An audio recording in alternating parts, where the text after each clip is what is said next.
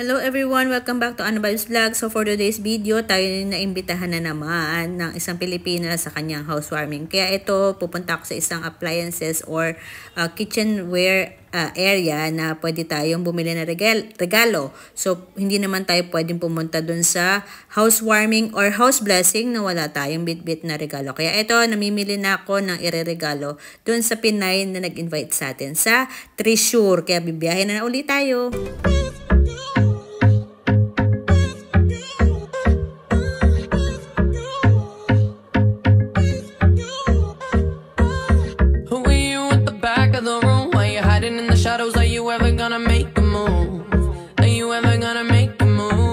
So yan, nakapamili na ako ng ireregalo at yan babalutin na, nabalot na nung tindera. At kaya naman ito, lalagyan na natin ng sleeve para ilagay natin yung pangalan natin dun sa regalo natin. Ang ganda nung pambalot, diba? Silver siya.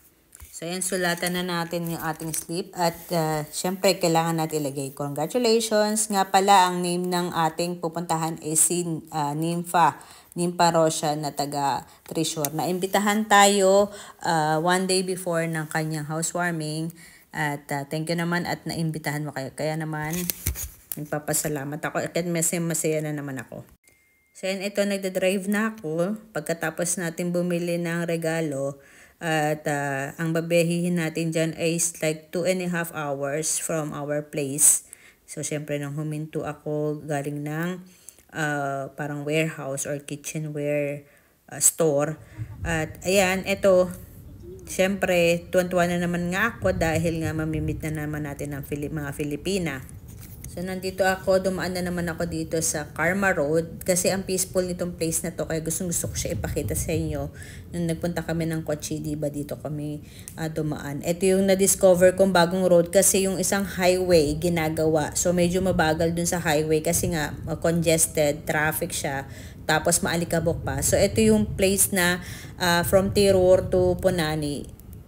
This area na talagang gustong-gusto ko siyang dinadaanan kasi napakaganda. Ito yung riverside. Maraming mga activities dyan kapag kagabi. Nung last time na nagdumaan ako, nung galing ako ng Kochi at gabi ako napadaan dito, ang colorful ng mga area kasi may mga restaurant or hotel na bukas.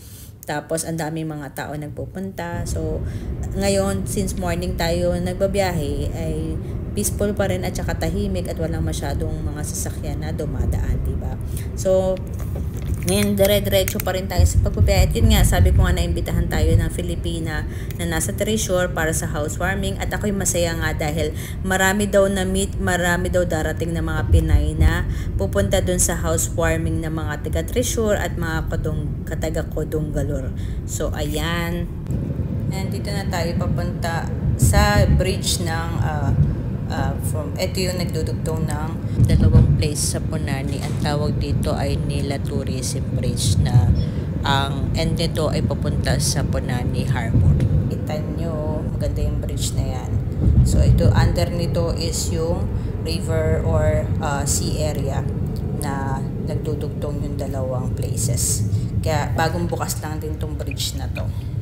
Malapit na tayo sa ating patutunguhan. Lalim, di ba? 5 minutes na lang. Dito na tayo sa Taniseri, Ereniaco Lada Road. Kasi sa Ereniaco Lada yung area niya. So, yan. Tumawag ako kay Ate Mariam na taga Badanapali. So, sabi niya, super dami daw ng mga Pilipina nandun. So, excited na ako na mamit uli sila. Kasi tagal na rin natin hindi namimit yung iba mga Pilipina.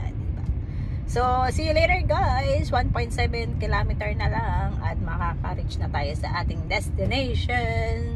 See you there guys. Yan, naligaw po kami. Ayan yung isa pang nating dalawang Pilipina nasa ating tagaliran. Nagbablog na ako. Yan sila Aisha, tsaka si Sheikha. Where? Galigaw-ligaw Pumunta pa nga tayo kami. kay Sheka, sa sagingan nga tayo nagpunta. Kaya, Eh, kaya sinabi ko sa kanila, naligaw din kami. tama Sabi ko, Salma, tawa sila ng tawa. Ayan na ang ating mga kabayan. Si Ate Mariam. Sige. Parang ang dami-dami natin di ba? Anish doesn't want. Ayan na. Vlogger. Hi!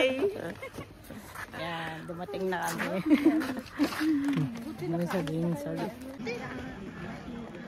Nasaan si Dimpa? Ay, sa loob tayo. Diretso lang tayo sa loob. Diretso. Ani?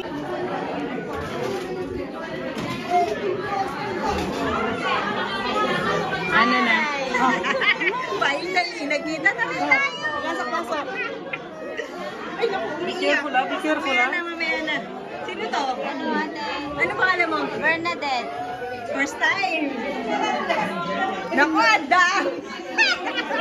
Dami anak ni ano. Kasi Gina. Sino to? Bago siya. Bago? Sige po. Teka,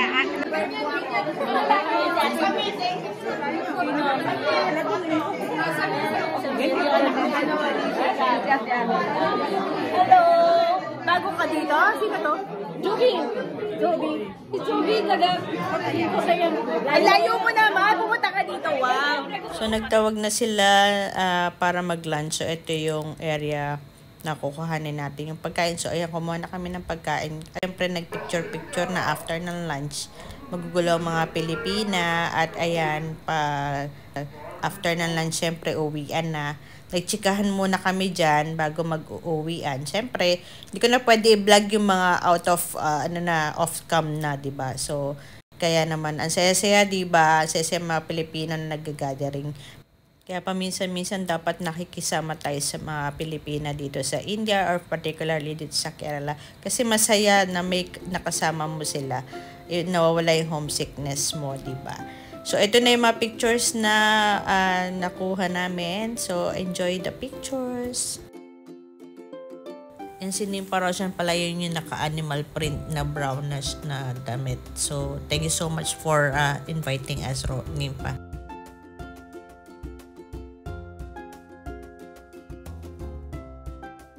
So, di ba, saya-saya namin mga Pilipina dito, may mga ngiti sa aming mga mata at mga labi.